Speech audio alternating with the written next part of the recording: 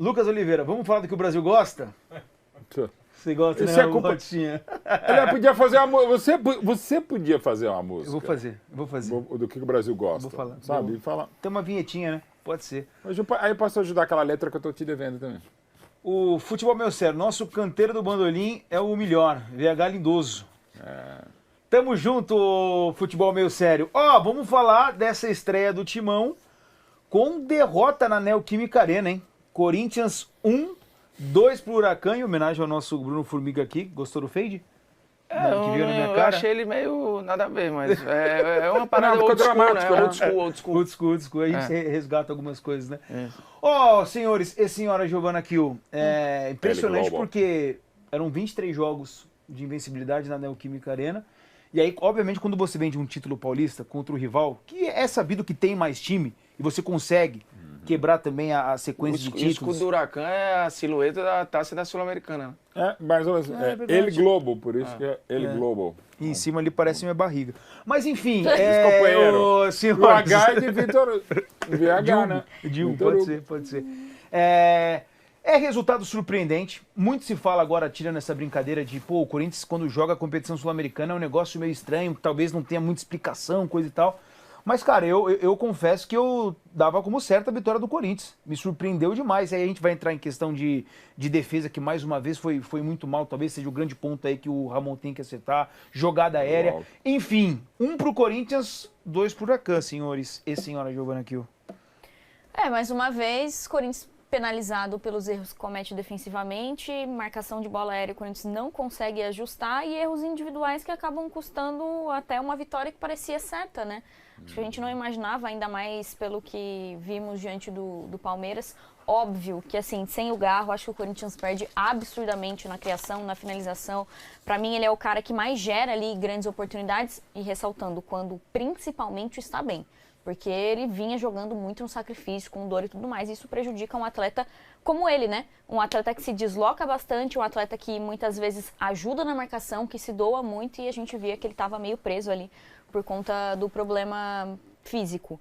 Então acho que o Corinthians ontem precisa pegar esse jogo, rever os pontos, destacando de novo os pontos defensivos. Porque se jogar como jogou ontem o Campeonato Brasileiro, desculpa. Não vai dar pra Máximo de meio de tabela ali. Eu acho que tem duas paradas que são surpreendentes. Um é que, assim, a gente, óbvio, tem 500 mil coisas para acompanhar. Então, quando você vai assistir um jogo desse, você prepara, principalmente você vai trabalhar num jogo desse, você vai lá, conhece o adversário e tal, isso vale pra gente que comenta e vale, obviamente, pra comissão técnica e tudo. Mas o Huracan não é um time que você vai assistir 30 jogos na temporada. E eu acho que o Huracan surpreendeu muita gente. O próprio Huracan. Jogando mais do que se projetava, e se olhar hoje o início ainda, né, da temporada argentina. Se eu não me engano, ele é o vice-líder, ou o terceiro lugar do argentino nesse momento, só tem uma derrota. Então, assim, os números não são ruins. Terceiro lugar, né? E a atuação do Huracan, acho que foi... Inclusive, esta rodada de Sul-Americana e Sul-Americana, de Libertadores e Sul-Americana, acho que surpreendeu muita gente. Porque, assim, equipes que jogaram mais do que se projetava, os brasileiros tendo mais dificuldade do que a gente imaginava. Continuamos a ser a Premier League do continente, muito mais rico, times muito melhores, mas você tem bons trabalhos pipocando por aí, fazendo ótimos jogos. Eu vi, por exemplo, o torcedor do Fortaleza falando, que vexame, coisa horrorosa. Não. Cara, assim, o Racing hoje deve ser o melhor futebol da Argentina, apesar de estar mal no início do campeonato argentino, mas o time é muito bem treinado, o time é um campeão sul-americano, não é um qualquer. Não era jogo para 3-0, acho que o Fortaleza podia ter feito mais. Então, assim, aí você tem o jogo do Botafogo, aí você vai falar mais do Botafogo do que do Universidade, mas tem coisas para olhar ali. E o jogo do Corinthians, cara, você tem que falar dos erros do Ramon, eu acho que fez leituras péssimas ao redor do jogo, talvez tenha demorado a usar o Coronado, terminou o jogo numa parada muito desorganizada, usando o Ranieri de pseudo-zagueiro ali junto com o André Ramalho, tendo ninguém no meio campo e sem conseguir ter nada de repertório. E aí usar o Paulista como justificativa, assim, foi o melhor time do Paulista? Foi o melhor time do Paulista. Eu acho que é insuficiente para um campeonato brasileiro seguro para competir lá em cima. E a Sul-Americana agora, se a gente for olhar na prática, que só passa um, e o segundo vai para o playoff com os caras da Libertadores, Cara, o Corinthians vai ter um Já cenário... entrou no mata-mata, agora já está em complicado, mata-mata. entendeu? Até porque tem a América de Cali, o grupo já era chato. Mas eu acho que assim, tem coisas do Corinthians no jogo, e aí a Gi fala muito do ponto de vista defensivo, mas acho que vale lembrar que o Corinthians podia ter feito 2-0. O Yuri Alberto perdeu 2 gols no primeiro tempo, assim, que podia ter dado uma segurança, sei E lá. o Yuri que tá no sacrifício, foi o único que jogou dos titulares na Bahia, já estava no sacrifício, tá desgastado e assim... Podia ter partido na frente. Então, assim, eu acho que ontem também teve uma questão ofensiva, uma questão de, sei lá, demorar a entrar no ritmo do jogo. Talvez ainda inebriado pelo título e tal, mas eu acho que demorou um pouco a entrar no jogo. E quando entrou, perdeu os gols e, cara, a conta é alta, assim. A conta é alta. Agora, os problemas de defesa do Ramon, do Corinthians, eles não são falados de hoje, né? Por exemplo, o Renato é um que bate na tecla aqui todo o programa, que o time ele é exposto, ele é isso, ele é aquilo. Então, assim, se você não mata, porque você tem um ataque, uma estrutura ofensiva forte, tu vai ficar exposto. E aí pega um time ali minimamente organizado, que cai num dia bom, aí dá nisso. Porque assim, o Mauro, o torcedor do Palmeiras olha e fala, ué, como é que a gente conseguiu perder para esse time que perde pro Huracan? Eu acho que tem que colocar muito conta que o Formiga falou. Por exemplo, a gente tem na própria Argentina também Estudiantes aí, que é talvez o novo rico aí, com investimento, coisa e tal. Mas, cara, jogando em casa, era pro Corinthians ter vencido esse jogo, né? E agora se complica. Não, porque agora um jogo é mata-mata. em casa, cara, é pra ganhar, pra faturar 3 pontos. O grupo já era chato com o próprio Huracan, Sim. sobretudo a América de Cali. Agora, enfim, fica de novo em ritmo de mata-mata. Toma um gol logo no começo e dá uma desarticulada. E é interessante que o Sequeira, que é bom jogador, talvez o melhor ontem do jogo, ou o melhor mesmo, né? Ele era a terceira opção, ele não era nem para começar, e nem era a função dele. Ele é um jogador de movimentação tal. Depois entrou o Ábila, né? Aquele mesmo, que era do Cruzeiro, enfim. Toma um gol do cara de 1,78 de cabeça, né, que é o Sequeira. Aí vai buscar logo depois, aos 12 já estava ok, empatado, mas na infelicidade do Gustavo Henrique também, do Félix Torres, mas sobretudo no lance. Começa no erro do Félix Torres e termina com o Gustavo deixou Henrique. Ele na poda, né? Exatamente. E tudo torto e tal, e sai o segundo gol.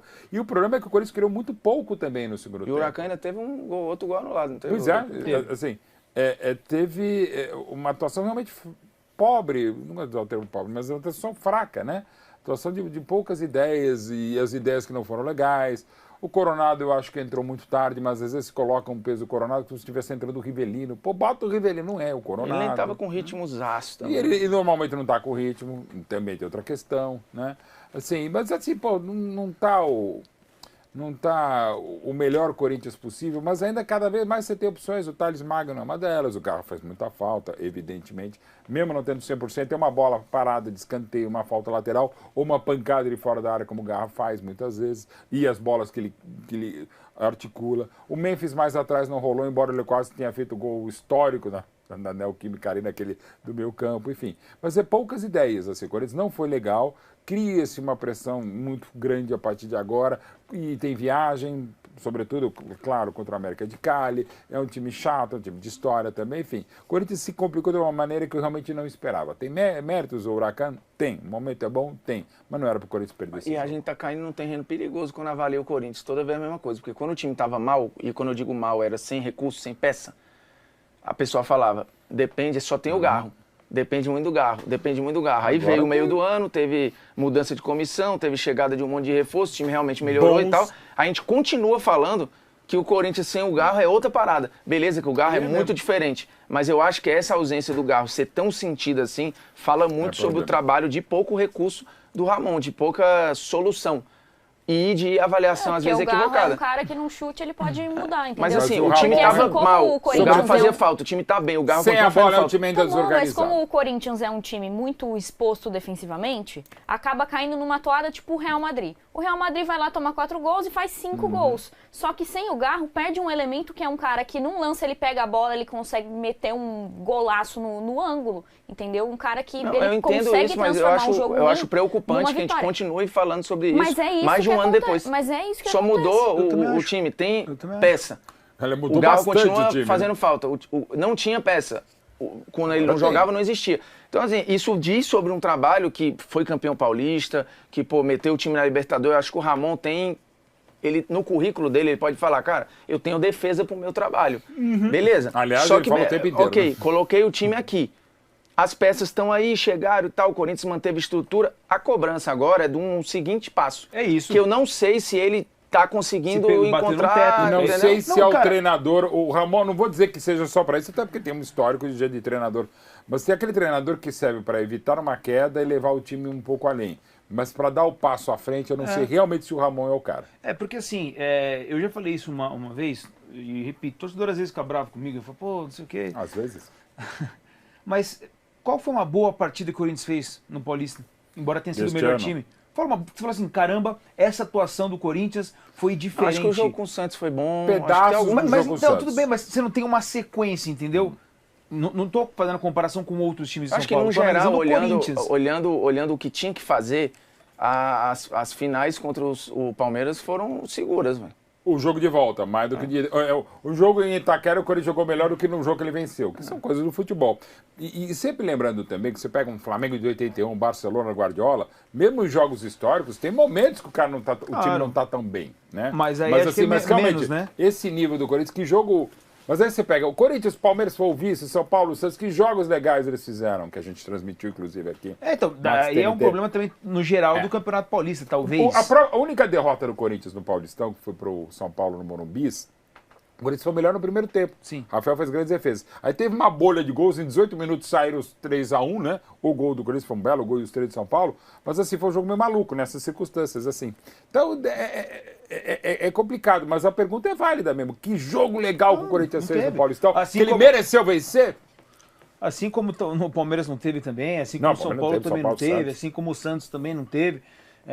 Não tô colocando aqui que é só o Corinthians, né? Não, é todo mundo nesse Paulistão que a Mas, gente cara, viu aqui. não teve. No ano se resgatar, pô, que partidaça que fez. Não teve. E aí quando você talvez sobe o nível, e aí tem outras questões também, como a competição sul-americana, isso pode interferir. Tá faltando esse futebol.